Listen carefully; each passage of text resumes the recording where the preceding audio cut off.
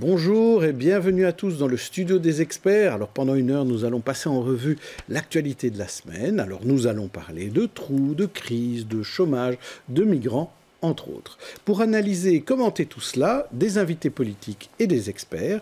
Et les experts sont un carteron. La rédac-chef de Bel RTL d'abord, Barbara Mertens. Bonjour à tous. La chroniqueuse Société Média, Salma Awash. Bonjour. Nicolas Roisin, le journaliste. Bonjour. Et le chroniqueur Pierre Chaudoir. Bonjour à toutes.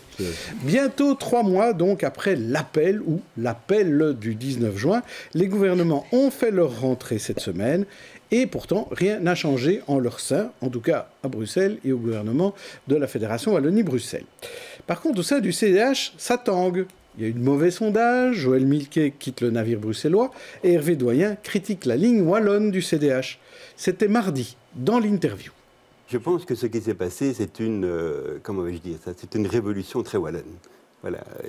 Et on peut ne pas aimer ou avoir des appréciations très différentes là-dessus, mais je pense que les Wallons avaient, entre guillemets, un problème qui était le leur. Il est probablement légitime, il était probablement vrai, il était probablement bien prégnant. Pour autant, ce problème n'était pas le problème des Bruxellois. Moi, je ne suis pas sûr qu'en région bruxelloise, on avait le même problème que les Wallons l'ont en région wallonne. Et donc, l'aventure a vraiment consisté à emmener un peu tout le monde dans un tourbillon, alors que, il m'apparaît, moi, qu'en région bruxelloise, il n'y avait pas de problème tel qui se posait en région wallonne, et que c'était inutile d'amener la région bruxelloise dans cette aventure-là, pour, au bout du compte, se retrouver quand même tous ensemble, et au bout du compte, continuer à travailler comme on le fait avant. Alors Barbara Mertens, en plus il y a des sondages qui sont sortis là en fin de semaine, c'est pas une bonne semaine pour le CDH. Mais non, en tout cas, il semble que cet appel du 19 juin ne profite pas à celui qui l'a lancé, Benoît Ludgen en l'occurrence, et donc le dernier grand baromètre qu'RTL présente tout ce week-end d'ailleurs avec ses partenaires, montre que s'il y en a un qui tire son épingle du jeu, c'est Olivier Minguin qui devient, et c'est la première fois depuis que le sondage existe, la personnalité préférée des Bruxellois. Parce que c'est effectivement à Bruxelles que ça coince et que lui est resté sur sa ligne, mais c'est quand même du jamais vu. Et Benoît Ludgen est en baisse, lui, côté wallon, parce qu'on n'avance pas, et même les CDH du gouvernement bruxellois semblent bien mal pris dans ce jeu, en devant assurer quand même le rôle au gouvernement bruxellois, faire avancer les choses. On a quand même vécu une rentrée scolaire, il y a quand même du taf sur la table, comme on dit. Et là, on a l'impression qu'on est coincé. C'est un petit peu à cause d'Olivier Minguin, mais il semble être le chevalier blanc que les Bruxellois attendaient peut-être. Salma Awash. Alors, chevalier blanc, c'est vrai qu'il est vu comme tel, mais en même temps, je tempérerai un petit peu parce que c'est un petit peu facile. Il n'a pas grand-chose à se reprocher pour le moment. Il apparaît peut-être comme celui, justement, qui n'a pour le coup pas de casserole et qui paraît peut-être être la moins pire des solutions. Donc, je me demande si c'est pas quelque part un choix par défaut, mais ça sera encore à regarder. En revanche, ce qui est positif, c'est que le doute est source d'ordre. Et donc, c'est pas mal que les gens doutent de leur position et puissent peut-être revoir un petit peu la façon dont ils fonctionnent jusqu'à présent. C'est vrai qu'on n'a pas toujours eu l'habitude qu'à Bruxelles, ça bouge dans les sondages. Nicolas Roisin. La première chose qu'on doit dire, c'est qu'un sondage, c'est pas une élection. Par contre, le sondage a ça d'exceptionnel, c'est qu'à un moment donné, il fait bouger les lignes et il peut installer, comme vous venez de le dire, le doute dans la tête de certains. Et au CDH, moi, ce qui me fait un peu peur, peut-être pour le CDH, et certainement à Bruxelles, puisqu'ils sont crédités de 5,8% d'intention de vote, c'est vraiment pas beaucoup. Ils viennent de 13, faut quand même se rappeler de ça. C'est qu'ils risquent d'avoir un effet psychologique avec des gens qui vont peut-être quitter le navire, qui vont être aspirés soit au MR, soit défi, soit écolo. Donc il y a un vrai risque d'implosion à Bruxelles avec des personnalités qui pourraient partir. Pierre Chaudoir. C'est le triangle dramatique. Le persécuteur, c'est le CDH, la victime, c'est le PS. Et les sauveurs, maintenant, l'exemple, le dernier sondage, c'est Olivier Minguin. Il n'a pas de casserole, mais il faut se reconnaître qu'il n'a pas beaucoup de produits à cuisiner non plus. Il ne nous avance pas grand-chose. Donc lui, il est dans un côté dangereux, il se positionne. Alors Radio Moquette Roularta raconte que le mercato politique annoncerait c'est notre ami Joël Milquet, au PS, qui serait évidemment un acte fort. Voilà. Écoutez, on a deux témoins politiques qui vont nous rejoindre et on va voir ce qu'ils en pensent, eux. Il y a Hamza Fassifiri et Caroline Désir.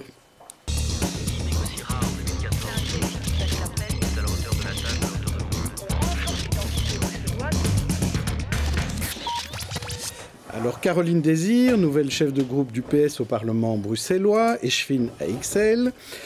Hamza Fassifiri, vice-président du CDH, député bruxellois et aussi conseiller communal à la ville de Bruxelles, CDH donc. Alors, tous les deux, vous avez entendu, vous avez suivi ce qui s'est passé cette semaine. Je vais peut-être d'abord donner la parole à Hamza Fassifiri, puisque c'est plus la semaine du CDH que la semaine du PS. Il y a déjà eu pas mal de semaines du PS, et il y en aura peut-être encore d'autres, qui sait. Mais d'abord, pour cette semaine, Hamza Fassifiri, le sondage, Joël Milquet, des rumeurs de gens qui quitteraient le parti. Qu'est-ce que vous avez à répondre à cela ? C'est vrai que c'est une semaine chargée en actualité. C'est une rentrée, il faut le reconnaître, mouvementée. Le sondage, commençons peut-être par ça, parce que c'est le plus proche. On ne s'attendait pas à avoir 11% dans les sondages. Donc ça, on savait que ce sondage allait être mauvais, parce qu'effectivement, le contexte est assez bousculé. Il y a beaucoup de turbulences, il y a beaucoup de choses.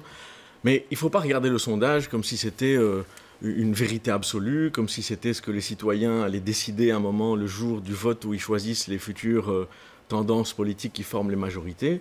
Et puis surtout, on n'a pas fait le fameux appel du 19 juin pour un sondage. Ça s'inscrit dans une réalité du premier semestre de 2017, qui était quand même, ça nous paraît peut-être loin aujourd'hui, mais ça reste la même année dans laquelle nous sommes aujourd'hui, qui était une année ponctué, ou un semestre ponctué d'affaires, de scandales à répétition. Et à un moment, on a considéré que c'était trop, qu'il y avait des gouttes qui avaient fait déborder un vase. Et face à l'accumulation de ces scandales, et le SAMU social était un peu vraiment le scandale de trop, le scandale qui a amené l'écœurement, il y avait deux options. Ou bien l'indignation, et puis voilà, on continue, ou bien on tente le changement. Et c'est ce qu'on a voulu faire en réalité. Manifestement, pour l'instant, ça ne passe pas ce message-là. Est-ce que vous êtes inquiet ? Vous vous dites, moi j'ai le temps jusqu'en 2018-2019 pour redresser la barre ? Mais on ne réfléchit pas comme ça. On se dit qu'on a voulu le changement pour les raisons que je vous ai données. Donc on pense qu'il y a une incarnation d'un système qui n'est plus en lien avec le monde d'aujourd'hui. Il faut le changer. Ça passe par un changement de majorité où le PS quitte les gouvernements, c'était notre souhait, mais les raisons qui nous ont amenés à cela demeurent. Et donc nous, ce qu'on souhaite, on a réussi le changement en Wallonie, on va essayer d'aller le plus loin. On n'a pas réussi à Bruxelles et en Fédération Wallonie, Bruxelles, dont acte. On connaît les raisons aussi pour lesquelles on n'a pas réussi à le faire.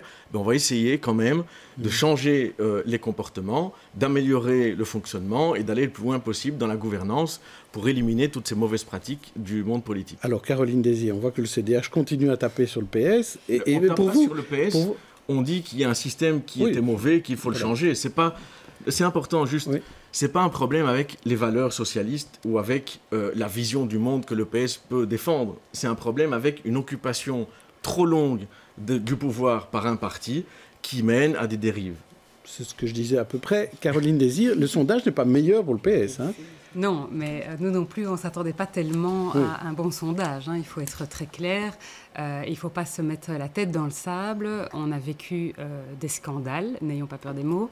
Des personnalités chez nous au PS ont fauté. Elles ont été sanctionnées, elles ont été exclues de notre parti, ce qui n'est pas rien. Et donc aujourd'hui, c'est clair qu'on est dans une phase de reconstruction après quelque chose comme ça. Et donc il nous reste du temps pour restaurer la confiance avec les citoyens. Je pense qu'on doit mettre les bouchées doubles et s'y atteler. Mais voilà, au-delà de ça, on n'a pas l'habitude non plus de commenter les sondages. Ce sont des instantanés, des moments politiques. Ça reflète l'opinion à un moment. Voilà. C'est tout ce qu'on peut dire d'un sondage en réalité. Vous savez, les sondages aussi parfois se trompent, mais ils indiquent des tendances. Aujourd'hui, la tendance n'est pas bonne pour nous, c'est clair, et il faut travailler à la reconstruction, ce que nous allons faire au travers du chantier. Alors, est-ce que c'est le temps du renouvellement ? Parce qu'on va parler de Joël Milquet, on peut parler aussi de Laurette Onkelings qui a décidé d'abandonner un de ses jobs. Apparemment, elle abandonnerait le job de chef de groupe à la Chambre. Est-ce que c'est le temps de renouvellement, de voir des gens de votre génération, à tous les deux par exemple, d'arriver à des postes plus importants ? Caroline Désir. C'est un exercice toujours compliqué pour les partis, je pense, de se renouveler, et à la fois il est important. On doit toujours essayer de cumuler à la fois l'expérience des uns et le dynamisme ou la nouveauté des autres. On voit effectivement que Mme Milquet a fait un choix. Mme Onkelings a annoncé qu'elle allait faire un choix. Elle ne l'a pas encore fait, si je ne m'abuse. Elle ne l'a pas encore annoncé. Officiellement, elle ne l'a pas encore dit, mais enfin... Et elle a aussi annoncé vouloir laisser une certaine place à une nouvelle génération, à la jeunesse. Donc c'est le moment pour vous. Mais alors. vous savez, dans notre parti en tout cas, il y a énormément de jeunes déjà, et il y a énormément de jeunes qui prennent des responsabilités. Le tout est une question d'équilibre en interne, je crois. Et c'est important que ma génération s'exprime, mais moi par exemple, j'ai déjà 40 ans, il y a déjà des plus jeunes que moi qui sont là, et bien là. Voilà. Oui, mais Hamza Fassifiri, vous n'avez pas beaucoup plus que vous avez Mais j'ai 41, appris tout à l'heure qu'on avait 3 mois d'écart. Voilà, c'est ça. Donc vraiment, c'est vraiment la même génération. La même génération. Et je dirais plus ou moins la même chose sur cette question-là, parce que c'est vrai qu'on a l'annonce de Joël qui crée aussi en interne quelque chose de nouveau. Il y a une génération qui est là. Céline Frémaux est là notre âge aussi. Elle a peut-être 42 ou 43 ans, quelque chose comme ça. On a des mandataires dans les communes qui sont trentenaires. Donc on sent bien qu'on vit un moment de transition à la fois du monde politique lui-même. Je crois qu'on ne fera plus la politique de la même manière demain que ce qu'on a pu connaître jusqu'à aujourd'hui, mais aussi à l'intérieur des différents partis, en tout cas au sein d'une autre, on sent bien qu'il y a ce renouvellement qui est en cours. Et je pense que ça va amener aussi du neuf et du bon dans le fonctionnement du monde politique, parce que les nouvelles générations ne viennent pas avec les codes qu'on connaît et qui ont amené à certaines dérives qu'on dénonce aujourd'hui. Donc je crois que c'est quelque chose de positif et il faut aider à ce mouvement-là. Barbara Mertens. Ce qui est en train de se passer n'est pas de tendance, donne pas lieu à un découragement, à une envie de déserter le monde politique de ces jeunes dont vous parlez ? Mais si on était découragé par l'adversité, par les tempêtes en politique, on arrêterait vite la politique. Si on croit qu'on peut changer le monde, entre guillemets, il faut rester modeste, mais on se comprend. Si on veut contribuer à faire quelque chose de mieux que ce qu'on connaît aujourd'hui, c'est pas facile. Donc il faut accepter que ce soit difficile, il faut accepter qu'il y ait des conflits, il faut accepter. Et je pense que nos jeunes, et à mon avis dans tous les partis, ceux qui s'engagent en politique, ils ont des idées qui, heureusement, sont souvent plus fortes que les obstacles qu'ils rencontrent sur leur route. Caroline Désir. Je voulais ajouter que chez nous, nos jeunes sont au contraire particulièrement combatifs. Je vous avoue que j'ai jamais vécu des assemblées générales comme ça, des congrès comme ça, etc., avec des vraies interpellations. Ils ne sont pas déçus, parce que dans vos deux partis, c'est pas facile pour l'instant. Non, mais ils sont revendicatifs, ce qui est normal, c'est le rôle des militants, et ils veulent, sur le décumul, vous avez vu les débats qu'on a eus, ça a vraiment fait bouger les lignes, et je pense que en interne, chez nous, à la Fédération bruxelloise, on suit les jeunes. On suit les jeunes. Et donc Pierre Chaudoir. Simplement, vous êtes annoncé Hamza comme étant le fils spirituel de Joël Milquet. Vous passez la Noël ensemble, c'est mieux que les camps scouts, paraît-il. Donc vous êtes annoncé comme le fils spirituel. Et chez vous, Caroline, la petite fille de Georges Désir, qui était FDF, donc des filles. On a peut-être choisi le mauvais club, quelque part, non ? Bon. Alors, je peux vous répondre à ça si vous voulez. J'essaye toujours de ne pas répondre trop aux questions sur les fils et filles d'eux, parce que je vous avoue que moi, je suis d'abord une petite fille d'eux, ce qui est déjà un peu particulier. C'est pas mon grand-père qui m'a élevée, forcément, ce sont mes parents. Et parce que finalement, du coup, la filiation politique, elle n'a pas été... Enfin, je veux dire, c'est pas lui qui m'a emmenée en politique du tout. C'est clair que moi, je me suis engagée personnellement sur base des valeurs auxquelles je croyais. Et, j'ai fait mon chemin, ceci dit, sans aucune hostilité de sa part, parce qu'on en discutait beaucoup. Mais on a eu cette génération de différence qui a fait qu'on a évolué chacun avec nos convictions et dans notre univers politique. Il y a juste une élection où on s'est présenté ensemble dans deux partis concurrents. On ne demandera pas comment vote la famille Chaudoir. Nicolas Rosin. Mais je pense qu'effectivement, ce que vous dites en termes de génération, c'est intéressant. Il y a vraiment un choc de génération entre des plus âgés, on va dire des gens qui ont autour de 50, 60 ans, et des plus jeunes, dont vous, 40 ans, même si c'est pas tout jeune, ça reste jeune. Mais il y a aussi probablement un choc de culture, parce qu'il y a des gens dans des jeunes qu'on rencontre qui ont également cette envie de cumuler, d'avoir beaucoup de pouvoir, d'avoir un poste et puis un autre.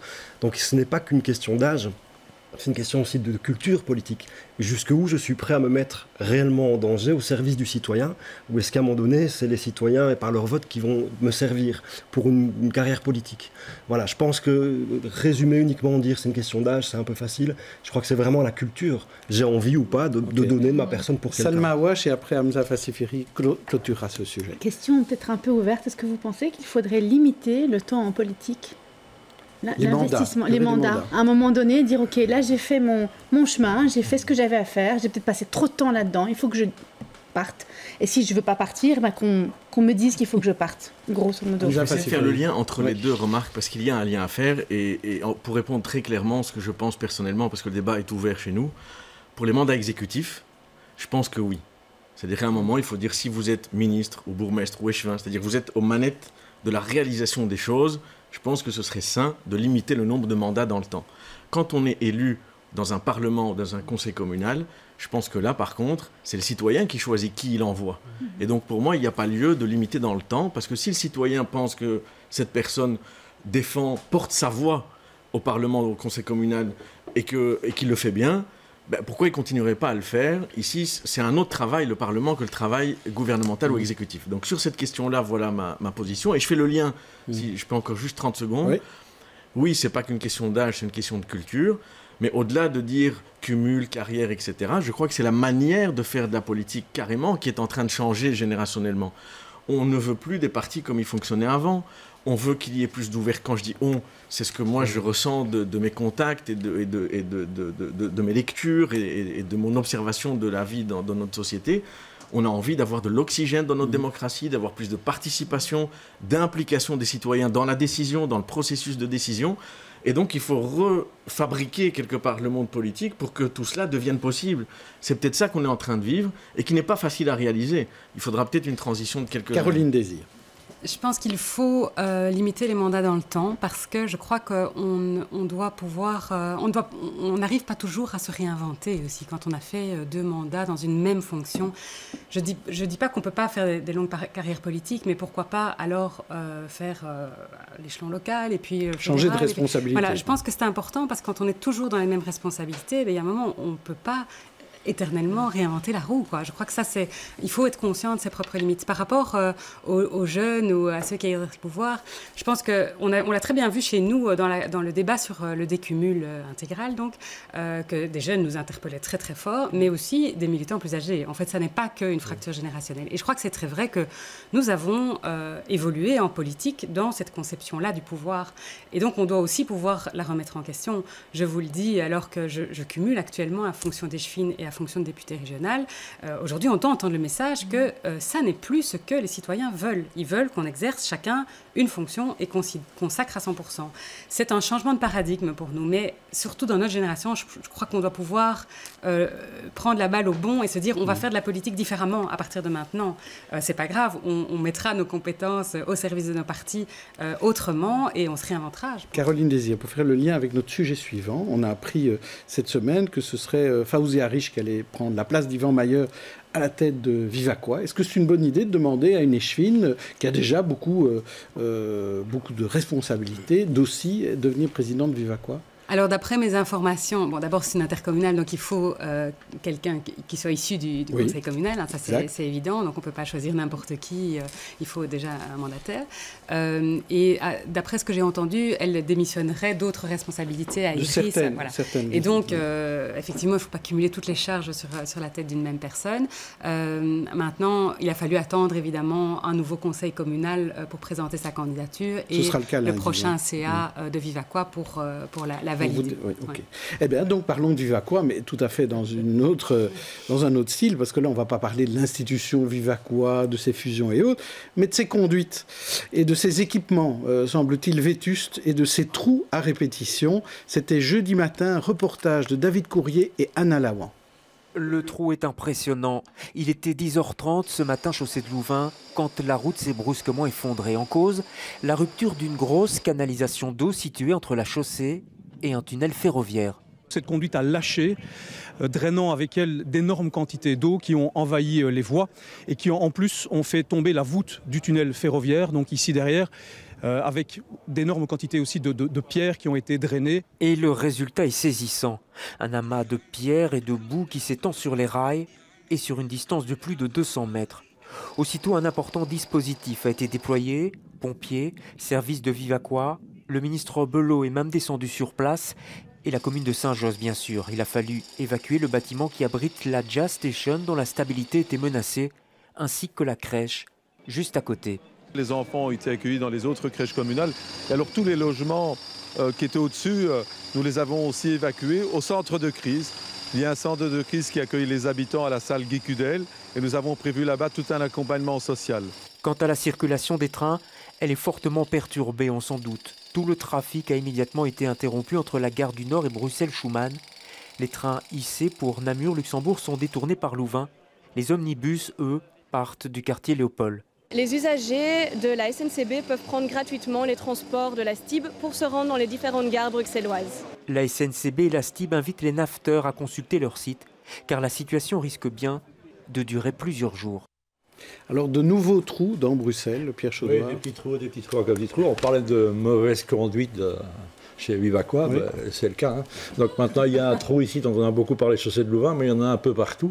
Si on se balade à Bruxelles, c'est un peu le Koh-Lanta. Hein. On va bientôt avoir les vélos, des kayaks à partager, ou des palmes, ou en tous les cas, quand je me gare, je saute 2-3 fois sur le tarmac, voir si c'est assez solide. Et on attend avec très très grande impatience les premiers coups de gel qui vont, à mon avis, être assez créatifs. Donc c'est très inquiétant. On parle d'1,5 milliard. Il y a 500 km à faire. Et on a le sentiment que, comme souvent à Bruxelles, rien n'a été prévu, rien n'a été planifié. On est dans l'urgence. Voilà. Alors Caroline Désir, la parole à la représentante de la majorité, en tout cas du parti majoritaire de la majorité régionale. Je pense que ce qui est vrai, c'est que pendant longtemps, il n'y a pas assez qui a été fait pour le réseau d'égouttage, mais c'est déjà une matière qui a été prise en main avec une étude de tout le réseau et une programmation des travaux depuis quelques années. Donc maintenant, il y a un vrai plan, vous disiez 1,5 milliard sur 20 ans, c'est 60 millions par an. Donc je peux vous assurer que chaque fois qu'on programme des travaux maintenant n'importe où dans Bruxelles, on doit d'abord laisser travailler Vivaqua, ce qui provoque effectivement des travaux à rallonge.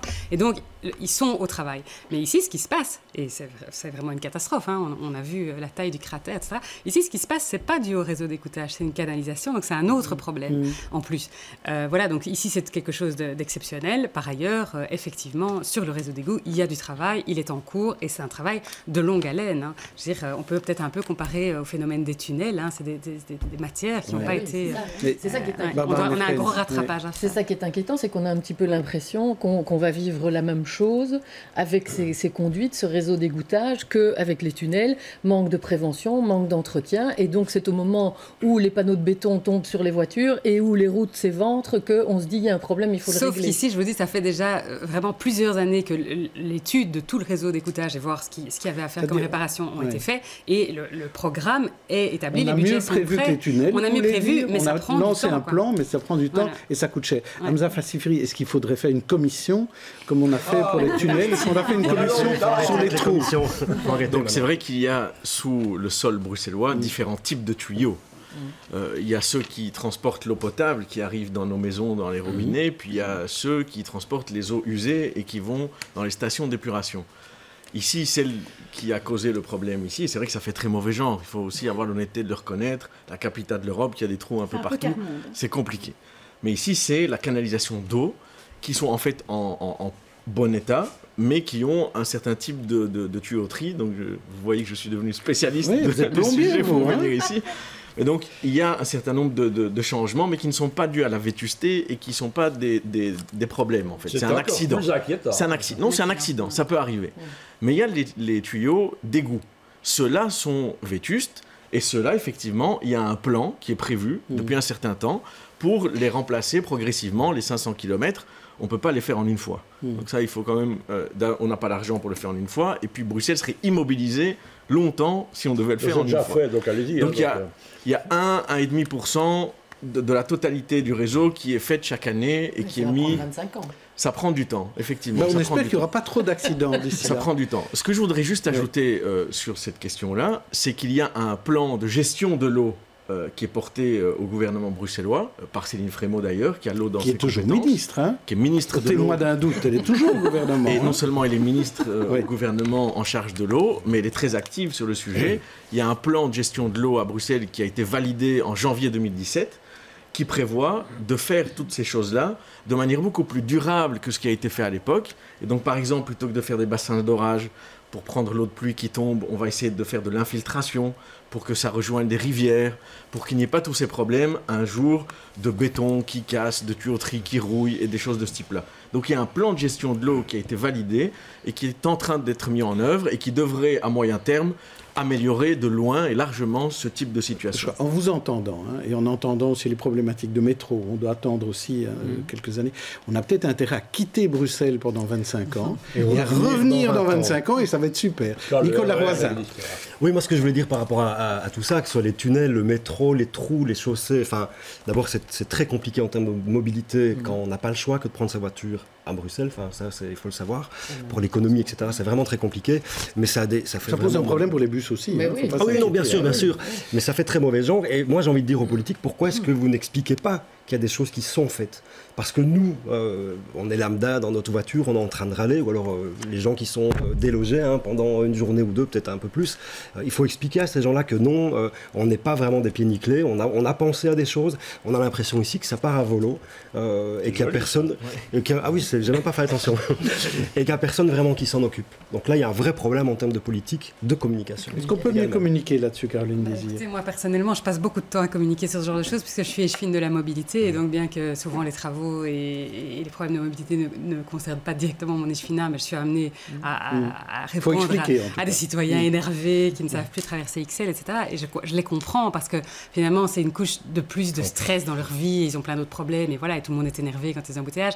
Mais c'est typiquement pour ça, par exemple, quand on doit faire des travaux importants, exemple, refaire des voies de tram ou n'importe quoi sur une rue, on est maintenant obligé, avec l'ordonnance de coordination des chantiers, de faire d'abord appel aux impétrants, aux différents impétrants, pour voir s'ils doivent intervenir. Donc Vivaquois, par exemple. Voilà, histoire de n'ouvrir justement la voirie qu'une seule fois.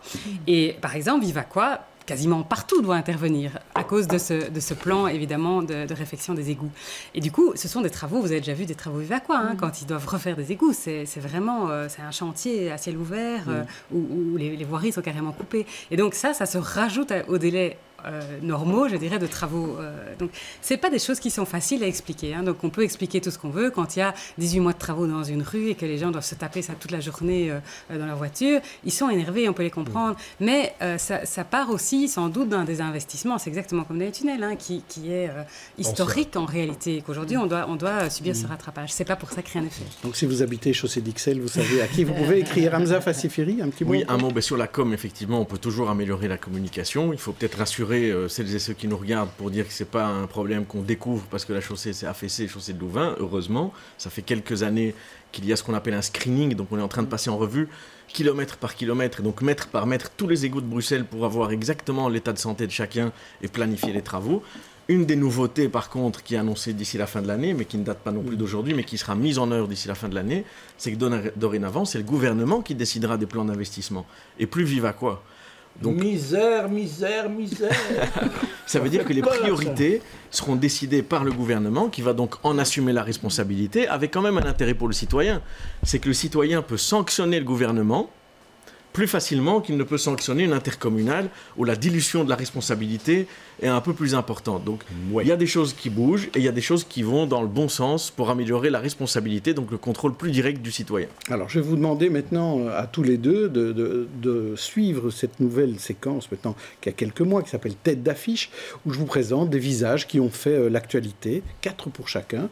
Vous en choisissez un ou une et vous en dites quelques mots, en bien ou en mal, vous choisissez. On va commencer par Caroline Désir. Alors, j'ai sélectionné Philippe Bousmans, le compositeur de Pinocchio, à la Monnaie. J'ai sélectionné aussi Roger Nols, le bourgmestre de Schaerbeek, dont le buste pose question.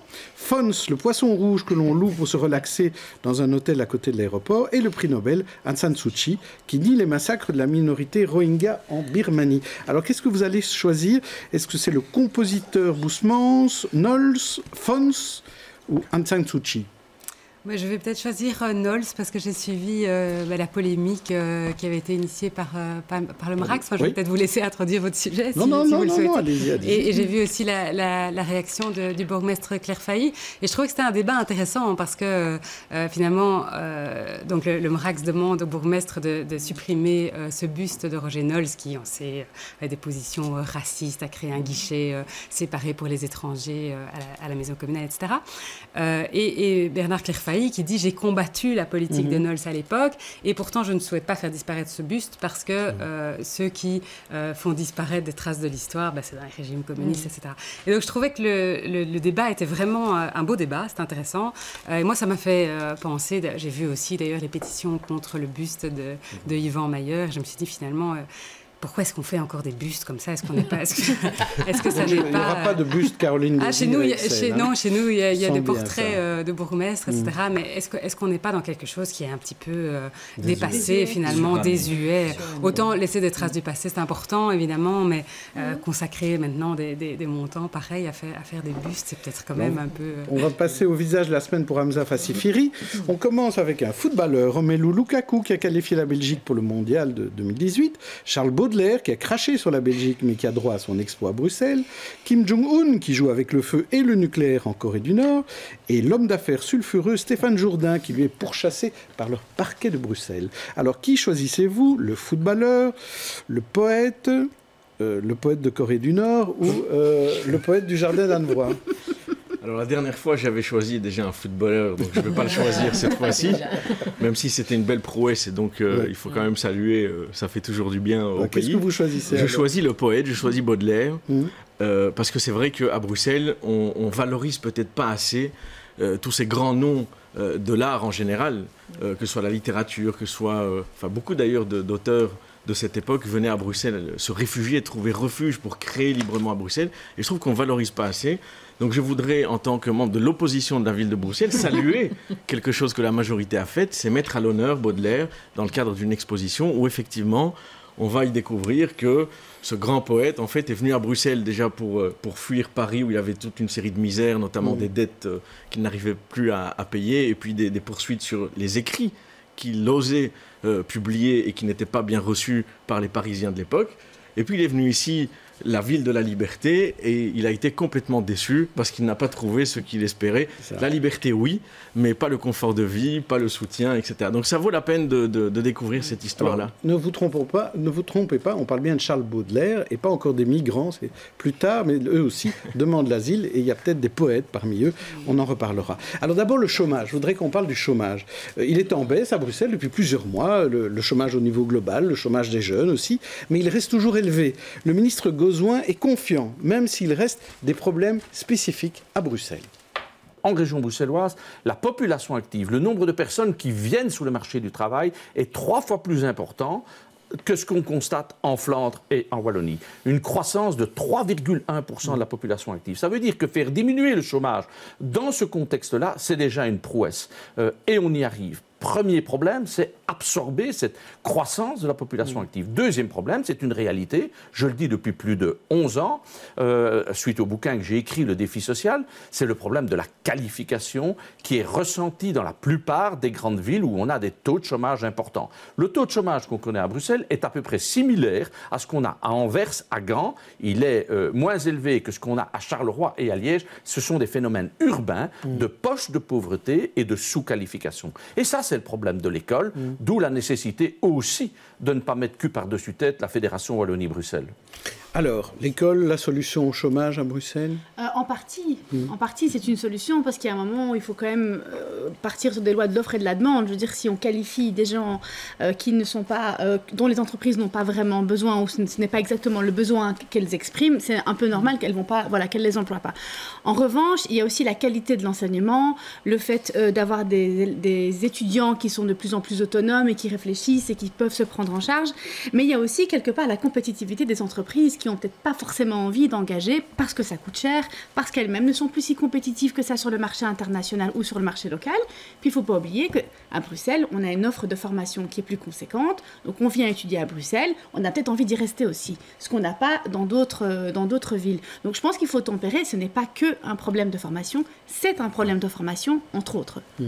Pierre Jodois. Il y a un effet aussi dans la restauration, parce que l'Oreca est quand même un des premiers employeurs à Bruxelles, la boîte noire, donc il y a 22 000 emplois créés, pas qu'à Bruxelles, mais ce n'est pas de nouveaux emplois, c'est de la régularisation en fait. Donc il y a cet effet-là qui marche. C'est ce qu'on appelle les flexi-jobs. Voilà, les flexi-jobs, et on est dans ce contexte où l'Oreca a dû s'adapter. C'est des boulots qui sont régularisés et pas créés en fait. Alors Caroline Désir, peut-être commencer par vous, même si le ministre des Filles, Parti Socialiste avait fortement insisté aux élections sur diminuer les chiffres du chômage. On a quand même au fédéral une politique un peu différente, les régions ont des politiques différentes. Est-ce qu'on a bien fait fait de régionaliser l'emploi? Est-ce que ça ça nous aide à régler le problème? La situation bruxelloise est quand même tout à fait particulière. On connaît le paradoxe bruxellois, premier bassin d'emploi du pays, mais avec malheureusement un taux de chômage très important, surtout chez les jeunes, un déficit de qualification pour coller en fait aux emplois qui sont disponibles. Et donc, je rejoins assez bien ce qui a été dit précédemment, à savoir que l'enseignement joue un rôle évidemment fondamental. Vous savez que je me suis beaucoup engagée sur les matières enseignement parce que je pense que c'est la base de tout et que notre enseignement est beaucoup trop inégalitaire. Et donc, en fait, qui gonfle en fait les statistiques de chômage chez les plus jeunes, c'est les très peu qualifiés, ceux qui n'ont pas fini l'école, etc. C'est ceux-là qu'on n'arrive pas à remettre au travail ou à mettre au travail même. Et donc, tout se passe d'abord au niveau de l'enseignement. Et c'est pour ça que je crois terriblement fort au pacte pour un enseignement d'excellence et que je crois qu'il faut avancer là-dessus très vite. Et c'est pour ça que la Fédération Wallonie-Bruxelles doit continuer à travailler vite et bien. Là-dessus, je rejoins le ministre Gozouin. À côté de ça, il y a aussi 2 opérateurs à Bruxelles qui sont vraiment importants. Et pour répondre à votre question, qui rencontrent évidemment les besoins plus spécifiquement bruxellois, c'est Actiris d'une part et Bruxelles Formation. Et là-dessus, on peut quand même saluer le travail qu'a fait Actiris ces dernières années, notamment au niveau de la confiance avec les entreprises. Les entreprises passaient peu par Actiris, etc. Et aujourd'hui, on a quand même beaucoup d'entreprises qui se tournent vers Actiris, qui ont conclu des conventions sur le long terme avec Actiris. Donc on sent qu'il y a quand même du mouvement par rapport à ça, peut-être un regain de confiance. Et alors Bruxelles Formation qui fait quand même un boulot incroyable, notamment avec les moins qualifiés. Les résultats aujourd'hui du chômage sont vraiment intéressants parce qu'on est dans des baisses structurelles depuis maintenant plusieurs années. Quand on parle de formation, il y a 20 000 formations par an à Bruxelles. Ouais. C'est quand même assez peu, globalement, par rapport au nombre de Bruxellois qui ont besoin de travailler. C'est bien pour ça qu'on doit en même temps travailler à améliorer la qualité de notre enseignement et surtout, je dirais, ça c'est peut-être ma touche socialiste, de laisser moins de jeunes sur le carreau. Aujourd'hui, notre enseignement laisse toute une série de jeunes sur le bord du chemin et ça, c'est plus possible. Hamza Fassiferi. Comme la première réaction était sur l'école, je vais commencer aussi là-dessus. C'est vrai que si on règle ou si on évite des problèmes dès le début, on évite aussi de devoir les régler plus tard quand la personne a décroché de l'école, qu'elle n'a pas eu de formation et qu'il faut rattraper la chose plus tard. Ça, c'est la vision à long terme, finalement. Oui, et finalement, le pacte d'excellence, c'est ça qu'il fait. Il prendra du temps pour être mis en place, progressivement en tout cas, mais c'est ça qu'il veut rencontrer comme objectif. C'est régler en amont pour éviter les problèmes plus tard. Donc, moi, j'y crois, ce plan. On l'a imaginé avec les gens du secteur, donc les opérateurs, les profs, les directions d'école, les parents. Mais qu'est-ce qu'on fait pour maintenant pour ceux Donc, pour l'école, moi, je pense qu'il y a des solutions qui sont en train d'être mises en place par le pacte. Sur les formations, et puis je dirais un mot sur la régionalisation. Sur les formations, il y a pas mal de formations qui sont mises en place aujourd'hui, c'est vrai, mais je pense qu'on peut aller plus loin, notamment dans les secteurs en pénurie, dans les secteurs d'avenir qui sont aujourd'hui en pénurie. J'en cite un qui m'est particulièrement cher, c'est le secteur du numérique. C'est les nouvelles technologies. Et je vous donne un exemple encore plus concret dans ce secteur, le codage informatique. On cherche 20 000 développeurs informatiques en Belgique. 20 000. Et on va les chercher ailleurs, on décentralise, on délocalise en Inde, alors qu'on pourrait former relativement vite toute une série de personnes au codage, et donc les former vite et les mettre à l'emploi vite. Ces emplois existent. Exactement. Eh bien, ça existe à Molenbeek. J'ai eu l'occasion de visiter. C'est pas une école encore. Cette semaine. C'est pas vraiment une école. Non, ils font du coding school. C'est une coding school. C'est une école de code. C'est difficile de former 20 000 personnes là. Pas avec Molenbeek. Je voulais la citer parce que c'est un bel exemple. Mais il faut aller plus loin. Des formations aussi. Donc ça, c'est qu'on propose aux jeunes. Effectivement, qu'on les oriente davantage vers les métiers en pénurie et vers les métiers d'avenir. Et quand c'est les métiers d'avenir en pénurie, c'est encore mieux. Donc il y a ici un gisement sur lequel on peut faire de l'effort. Et un dernier point pour répondre à votre question sur la régionalisation. Je pense que oui, c'était une bonne chose de régionaliser. Vous avez dit que j'étais le fils spirituel de Joël Milquet, donc je vais la citer. En 2008 ou 2009, elle était ministre de l'Emploi. Et à l'époque, elle avait constaté quelque chose, c'est que les réductions de cotisations sociales que l'État payait aux entreprises pour qu'elles engagent moins cher les gens, en fait, ne bénéficiaient pas tellement aux Bruxellois. Parce que lorsqu'une entreprise bruxelloise bénéficiait de ces réductions, elle pouvait engager un Flamand, un Wallon, c'était pareil, mais il n'y avait pas forcément de Bruxellois à l'emploi. Avec la régionalisation, c'est tout le système qu'on est en train de réformer, on a changé cette logique. On a maintenu l'argent pour faire des réductions de cotisations, donc pour rendre l'emploi moins cher pour le patron, sauf que c'est le travailleur qui le porte dans son sac à dos. Et donc un travailleur bruxellois vient dans son sac à dos avec la réduction. Si c'est un Bruxellois, il bénéficie, c'est un Bruxellois qui bénéficie de cette aide-là, et donc c'est tout bénéfice pour les travailleurs bruxellois. Ça, on estime aujourd'hui que ça peut créer 5000 emplois en vitesse de croisière. Et la vitesse de croisière, c'est dans les 2-3 années qui viennent. On passe à notre sujet suivant, on va parler médecine maintenant, parce que vendredi a eu lieu ce premier examen d'entrée en médecine. Plus de 4000 étudiants qui ont dû plancher pendant toute la journée en espérant réussir. Et on a parlé aussi beaucoup de problématiques de pénurie et autres. Nicolas Roisin, je vais vous demander votre avis. Il y a à la fois pénurie de médecins qu'on prévoit d'ici une vingtaine d'années et problèmes de quotas et autres. Ce que vous dites est très intéressant. Moi, je pensais qu'il y avait une pénurie aussi. J'ai lu dans la presse, comme tout le monde, pendant une semaine, qu'il y avait pénurie. Et puis ce matin, j'ai entendu le président de la Fédération des médecins de Belgique qui expliquait qu'en fait, c'était une lecture des chiffres qui n'était pas tout à fait juste et qu'en fait, il n'y avait pas spécialement une pénurie, qu'il y avait assez de médecins, qu'il y avait assez de renouvellement, simplement qu'ils étaient mal distribués en Belgique. Il y a des endroits où on manque un peu de médecins et il y a des endroits où il y a un peu trop de médecins. Donc parler de pénurie d'un point de vue... Je ne suis pas médecin, moi je répète ce que j'ai entendu ce matin. Donc il faut mieux planifier. Il faut peut-être parler autrement. Par contre, ce qui est intéressant, effectivement, c'est de se dire qu'aujourd'hui, quand on faisait la médecine, 70% des étudiants rataient la première année de médecine. Donc avoir un examen d'entrée ou une année préparatoire, c'est une bonne chose. C'est ce qui se fait en Flandre. Caroline Désir. C'est un dossier qui... Oui, et on ne va pas le traiter très longuement. C'est un dossier qui est un peu désolant en réalité, parce que vous dites qu'il n'y a pas de pénurie de médecins. C'est vrai qu'on a vu les chiffres qui ont été sortis par le journal Le Soir et qu'on connaît parce qu'ils ressortent régulièrement. En réalité, on n'arrive déjà pas à avoir une planification. Le fédéral ne nous donne pas ça, une planification. Donc c'est des choses que les ministres réclament depuis longtemps et on n'y voit toujours pas clair. Mais ce qui semble certain, c'est qu'il va manquer de généralistes. Ce qui est embêtant parce que des généralistes sont quand même des médecins de première ligne particulièrement importants. Vous savez qu'il y a des pays où il n'y a même plus de généralistes. Oui, mais on se débrouille sans généralistes. C'est pas forcément une bonne chose, je pense. D'autant plus que finalement, on importe beaucoup de médecins de l'étranger et par contre, on restreint les possibilités, vous le savez, de numéro UNAMI, etc. pour nos étudiants belges.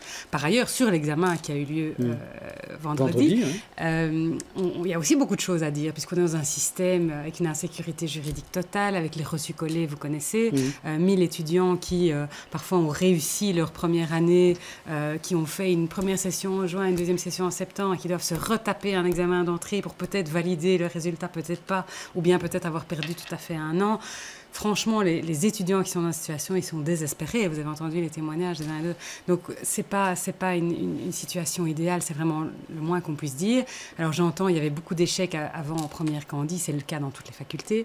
Et il faut penser aussi que comme notre enseignement est très inégalitaire, notre enseignement secondaire est très inégalitaire, mettre un examen d'entrée, ça fait un barrage à l'entrée à toute une série d'élèves qui auraient pu quand même, en un an, s'habituer petit à petit à l'université. Alors, c'est peut-être pas tous, mais en tout cas, certains. Alors, d'ailleurs, bon, voilà, après, on a eu un chantage du fédéral. La communauté française était obligée de faire cet examen d'entrée. C'est comme ça, on n'y reviendra pas, je pense, et on va peut-être mettre fin petit à petit à l'insécurité juridique du concours. Mais la Flandre, notamment, qui organise l'examen d'entrée depuis 1997, est en train de réfléchir à un autre système. Donc, on n'est pas sûr non plus. Ils l'ont toujours. Ils l'ont toujours depuis 20 ans. Mais ils sont en train de penser à un autre système. Hamza Fassifiri, vous êtes sur la même longueur d'onde que le PS là-dessus. Oui, globalement, sur le fait qu'on a été pris en otage et à la gorge par le fédéral pour dire vous allez imposer, sinon on ne donne pas les numéros d'INAMI à ceux qui allaient terminer leurs études et avoir leur diplôme. On ne réfléchit pas deux fois, même s'il y a eu des tentatives pour faire basculer le fédéral, ça n'a pas marché, donc il a fallu le faire. Maintenant, sur les pénuries, c'est oui et non. Bien sûr qu'il n'y a pas de pénurie aujourd'hui, mais il y en a en réalité si on voit qui est médecin, qui peut être médecin et ainsi de suite. Effectivement, il y a beaucoup de médecins qui viennent de l'étranger parce qu'on a limité le nombre de numéros UNAMI aux étudiants qui terminent en Belgique. Et donc si on dit on compense la limite belge par une arrivée de l'extérieur, il n'y a pas de pénurie. Mais pourquoi alors on empêche des gens d'ici qui ont envie de faire ces études-là pour les compenser par un arrivage extérieur? Si à la limite tous ceux qui voulaient faire médecine pouvaient faire médecine et qu'il manquait encore des gens, alors on peut effectivement faciliter l'arrivée de médecins de l'étranger. Mais ici on est dans une situation un peu paradoxale où des étudiants belges vont à l'étranger pour faire des études de médecine à l'étranger pour pouvoir revenir en Belgique et exercer en Belgique parce qu'ici ils n'ont pas leur numéro. C'est quand même un peu délirant. Donc il y a quand même une pénurie et surtout on constate que l'évolution du métier de médecin, notamment généraliste, va créer davantage de pénuries. Il y a un vieillissement du corps médical, il y a beaucoup de passages en temps partiel et en pratique partielle, il y a des numéros dormants qu'on appelle des numéros dormants. Et vous qui croyez à la numérisation, est-ce que vous ne pensez pas aussi que le métier de médecin peut changer, que beaucoup de choses peuvent se faire à distance, que vraiment, que dans 20 ans, ce ne sera pas la même chose qu'aujourd'hui. L'un n'empêche pas l'autre. Ici, la question c'est, est-ce qu'on permet à des gens qui souhaitent faire médecine de pouvoir le faire alors qu'on en a besoin? Pour nous, la réponse est oui. Donc, qu'est-ce qu'il faudrait faire pour nous maintenant? C'est, dès que possible au fédéral, actualiser finalement les critères de calcul de nos besoins. Et donc, voir qu'il y a des numéros, c'est vrai, mais qui ne sont pas exercés. Il y a des médecins qui ont un numéro qui n'exerce pas. Ils ne comptent pas, il faut les sortir du calcul. Aujourd'hui, ils sont dans le calcul. Donc, on voudrait actualiser les critères qui vont montrer qu'il y a un besoin de médecins et donc on laisse étudier ceux qui souhaitent étudier. Pour le reste, si le métier lui-même évolue et qu'on fait des diagnostics à distance et des choses comme ça, pourquoi pas? Mais à un moment, il y a toujours un médecin derrière l'écran. Jamais une consultation. Oui, il y a toujours un médecin même derrière l'écran. Alors, je propose de passer à notre dernier sujet, parce que là, on n'a pas le temps d'approfondir ce sujet sur les études et les pénuries de médecins. On aura l'occasion d'en reparler. Donc, parlons des migrants, parce qu'ils étaient sous pression cette semaine de la police et de l'Office des étrangers. Arrestation à plusieurs reprises. Reportage de Martin Collier et Anaïs Letiex. Les forces de police sont arrivées tôt ce matin à la gare du Nord. Des dizaines de combis et une vingtaine de migrants arrêtés. C'est la deuxième opération de cette ampleur en 2 jours. La pression policière s'intensifie, comme nous le confirme Bachir, arrivé du Tchad il y a 5 jours. Tous les jours je dors ici, mais il y a des problèmes. J'aime la Belgique, je veux rester ici, mais il y a trop de police. Ils n'aiment pas les Africains. Moi je veux rester ici. Je veux demander l'asile en Belgique. Du côté des associations, l'aide s'organise. Médecins du Monde renforce son dispositif mobile face à la demande. Ce que Médecins du Monde a mis en place, c'est un dispositif renforcé. Donc on est présent maintenant 3 jours par semaine, dès l'après-midi, avec une équipe médicale et un médecin qui accueille ici les patients au parc Maximilien. Parmi les migrants, de plus en plus de mineurs d'âge et de femmes enceintes. Dans ce centre de permanence de l'ONE, les visites se font plus nombreuses, même si l'inquiétude subsiste. Est-ce que vous avez beaucoup de demandes qui émanent de la part de migrants? Oui, de la part de migrants qui sont bien renseignés. À mon avis, on pourrait avoir encore une plus forte population parce que voilà, le message comme quoi déjà on travaille avec le secret professionnel, donc on ne relaie pas nos informations vers d'autres services, sauf vraiment en cas extrême, n'est pas encore bien passé, je pense. Et du coup, ils n'osent pas trop venir par peur des représailles. La tension policière se focalise donc sur la gare du Nord, mais le ministre de l'Intérieur, Jan Jambon, l'a annoncé ce mardi. D'autres opérations de police devraient bientôt toucher le parc Maximilien. Alors bon, c'est vraiment problématique cette situation et on voit que les niveaux de pouvoir se renvoient parfois un petit peu la balle. Et je voudrais à tous les deux vous faire regarder ce qu'a fait une comédienne, Christelle Delbrouck, qui, elle, a directement enjoint Philippe Claus. Donc elle a dit que c'est à cause du bourgmestre, tout ce qui se passe dans le parc Maximilien. Et elle demande son licenciement. Non, elle le licencie. Elle le licencie parce qu'elle trouve qu'il ne fait pas son boulot. Donc... par écrit notamment, et ce midi j'ai été déposer une lettre de licenciement à votre bureau. Alors voilà, j'espère que vous en tiendrez compte, ou alors en tout cas que vous tenterez de changer la situation, puisque entre-temps j'étais faire un tour au parc Maximilien et il n'y a rien qui change, voire c'est pire. Je vous encourage vraiment, mais vraiment, à faire un saut jusque-là et aller discuter avec les gens que vous laissez dans la misère, ou en tout cas essayer de faire quelque chose. Je vous remercie, enfin non, parce que vous auriez déjà dû le faire depuis longtemps. Voilà, pas une bonne journée. Ce message, bon, c'est une actrice, je crois qu'elle a voulu aussi mettre un peu tout ça en scène. Caroline Désir, on ne sait plus à cause de ce qu'il faut faire.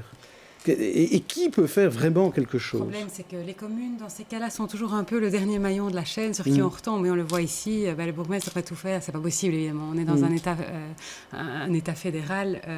Sur des responsabilités du gouvernement fédéral au premier chef. Donc elle devrait licencier Théo Franken ou Charles Michel. Non, le bourgmestre de la ville de Bruxelles a des responsabilités en matière de sécurité publique, d'hygiène, de salubrité. Et donc, il passe avec les services de Bruxelles Propreté. Il y a les équipes de Bravo, donc la prévention qui sont sur place avec Médecins du Monde. Donc ils ne sont pas inactifs, c'est pas vrai. Mais par contre, des solutions structurelles ne peuvent pas venir de la ville de Bruxelles. C'est le gouvernement fédéral qui devrait à mon sens, ouvrir un centre de pré-accueil et d'information. On voit que ces migrants sont complètement perdus. Il n'y a personne qui leur donne des infos sur ce qu'ils peuvent faire. Alors, ils ne sont peut-être pas tous des futurs demandeurs d'asile, mais pour l'instant, personne ne s'en soucie. Donc la seule chose qui est mise au point, c'est des rafles policières. C'est complètement indigne dans notre État, et on a vu déjà la même situation l'année passée. Donc on ne peut pas se contenter de ça aujourd'hui. Vous avez entendu comme moi qu'il y a des cas de gale et de tuberculose. Donc on est vraiment dans une situation qui, sur le plan humanitaire, n'est plus possible, quoi. Hamza Fassiferi, est-ce que vous croyez, vous êtes dans l'opposition à la ville de Bruxelles, est-ce que la ville peut faire davantage ? Mais je pense pas. Elle exerce ses compétences. Donc ça, il faut avoir aussi l'honnêteté de dire que chacun doit assumer sa responsabilité. Je pense que la ville fait toute une série de choses. Si la ville doit faire quelque chose de plus, elle peut le faire avec d'autres communes d'ailleurs, mais aussi avec la région, c'est d'avoir un lieu d'accueil, d'hébergement, un lieu physique, peu importe la compétence de l'un ou de l'autre, pour ne pas laisser toutes ces personnes dehors. Et ça, le fédéral, c'est sa responsabilité première. S'il ne le fait pas, d'autres peuvent se substituer. Et ils peuvent le faire ensemble. Donc les communes peuvent discuter ensemble et décider ensemble. Ce n'est pas toujours facile non plus de les mettre face à cette responsabilité-là. Il faut le reconnaître. Mais ça, c'est quelque chose qu'elles peuvent faire en plus de leur job qu'elles font déjà. Mais ça ne règle pas le problème. Le problème, effectivement, il est d'abord fédéral. On connaît la position de la NVA là-dessus. On a parlé tout à l'heure de quotas dans médecine, dans les questions de médecine. Eux, ils appliquent aussi des quotas de nombre de personnes qui traitent les dossiers de demande d'asile. Ça, c'est quand même incroyable. Ils savent qu'il y a des gens qui sont là en train d'attendre que leur dossier soit traité, mais ils n'engagent pas de personnel et ils limitent le nombre de dossiers traités par jour ou par semaine. C'est pour limiter l'attractivité, en fait, de la Belgique. Mais ça, c'est le rôle aussi du fédéral de discuter avec les partenaires européens. Mais à un moment, on ne peut pas dire nous, on ne veut pas, l'Europe ne veut pas, nous, on ne veut pas, on laisse traîner ces gens. Pourquoi ces gens doivent payer ? Pourquoi ces gens doivent souffrir alors qu'ils ont déjà souffert pas mal ? Donc je pense qu'il faut de l'humanité là-dedans. Le fédéral pêche par manque d'humanité. Les communes pourraient faire plus ensemble. Je peux tout à fait comprendre qu'une commune ne le fasse pas seule. Donc je ne suis pas dans la polémique, l'opposition, majorité. Je peux comprendre qu'une commune ne le fasse pas seule, ne fût-ce que pour éviter d'avoir un afflux, etc. Donc qu'elles se mettent ensemble pour accueillir et pour éviter que ces personnes restent à l'extérieur. Je salue l'ONE qui offre ses services pour les jeunes enfants et les mamans enceintes. Il y a moyen de mettre en place. Il y a moyen, mais surtout le fédéral pour assumer. Alors, désolé, là aussi, migrants, on en reparlera certainement. Je vous propose de passer à nos coups de cœur. Et on commence par Barbara Mertens qui est venue nous parler d'un livre. C'est l'heure de manger, non ? Oui, c'est l'heure de manger. C'est l'heure de manger. Oui, c'est un livre coup de cœur, donc Brussels Kitchen, qui existe déjà depuis 2 ans à peu près sous forme de blog. Et là, dans un recueil, un livre rassemble donc les meilleures adresses à Bruxelles, food and style, donc c'est pour manger dans un chouette décor. C'est 2 jeunes femmes qui sont à l'origine de ce livre et de ce blog, Sarah Sizinski et Chloé Rose. Donc si vous avez envie d'aller manger. Il y a des choses aussi très abordables, pas chères, et le livre est agréable à feuilleter. Alors, à votre tour, Salma, c'est pas un livre, vous voulez nous parler de galerie. Voilà, après la nourriture de l'estomac, il y a la nourriture de l'âme. Et donc, ce week-end rouvre les galeries, un certain nombre de galeries d'art contemporain à Bruxelles. Et donc, c'est l'occasion de les redécouvrir. Alors, en plus, il y a des trucs très sympas parce qu'il y a des navettes entre les différentes galeries. Donc, c'est tout ce week-end. Et j'insiste sur le fait qu'il ne faut pas forcément comprendre l'art, il faut juste l'aimer. Alors, Nicolas, lui, il vient nous parler de son bulbe. Voilà, donc bulbe, pas de mon bulbe. Ce sera pour une autre émission, j'imagine. Mais bulbe en anglais, donc ça veut dire éclairé, c'est une ampoule. Et en fait, il y a un site internet qui est une nouvelle plateforme sociale qui s'appelle bulb.fr, qui permet en fait de partager avec les gens d'une certaine des communautés, de nos amis, etc., de partager des choses qui sont inspirantes. Donc moi j'ai envie de vous inviter tous les deux à vous inscrire, parce que s'il y a bien une chose dont on a besoin aujourd'hui de la part des politiques, c'est d'être inspirés, nous les petits citoyens. Donc vous pouvez poster des grands citoyens, les journalistes. Mais enfin les politiques, je pense, peuvent aujourd'hui nous inspirer, comme pouvait le faire Obama, bulb.fr. Voilà, inspiré. Inspiré aussi Pierre, puisqu'il va parler de Billy, lui. Oui, et juste un petit rajout à l'excellent commentaire de l'excellente Barbara Mertens, c'est que Chloé Rose, c'était l'initiatrice de Take It Easy, comme ça, ça vaut la peine, elle connaît bien la restauration. Non, il y a une application de vélo électrique qui se lance à Bruxelles. Savoir que les vélos qu'on a actuellement avec des pneus pleins, faire la place Plaget et l'avenue Louise, on arrive, on sent un peu le castor, il faut le reconnaître, quand il fait chaud. Et maintenant, il y a des vélos électriques qui arrivent. Je trouve que c'est très bien fait. Je fais partie d'un bêta groupe, j'encourage à faire partie. Et c'est très, très gentiment fait. J'y crois beaucoup. Le vélo électrique, c'est l'avenir aussi. On tombera dans les trous en vélo électrique.